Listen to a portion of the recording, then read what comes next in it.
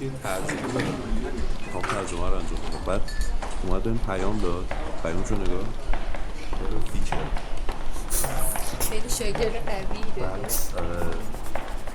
ازم پرسیدی که چرا نمره کلاسی کم شده، بعد نمره کلاسیش از 40 شده 36 و یه همچین ادبیاتی. نمره کلاسی شده 36 بعد اومده اعتراض که من چرا نمره کلاسی زده شد. امروز کلاس اوکی بود؟ آره ولی خیلی خسته کننده بود. تو چی بهار؟ امروز یکی از بچه‌ها رو آپگرید کردم. یعنی اینقدر خفن بود؟ آره اصلا لولش خیلی بالاتر از کلاس بود.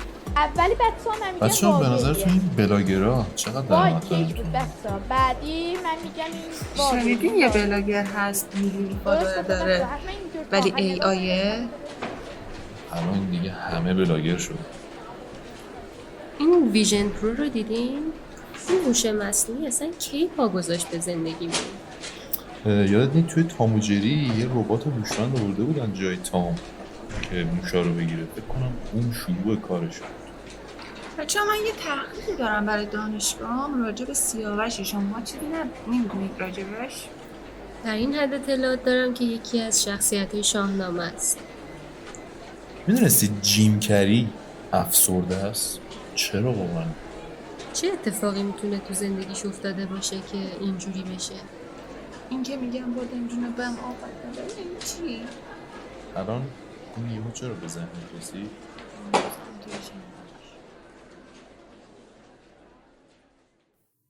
این یه نمونه از مکالمه روزانه ما بود، پر از موضوعات هردنبیل و چرای پشت هر کدوم.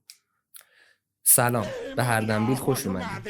اینجا قراره با هم بفهمیم که چی شد که اینجوری شد و همین شد که تصمیم به ساخت پادکست هردنبیل گرفتیم.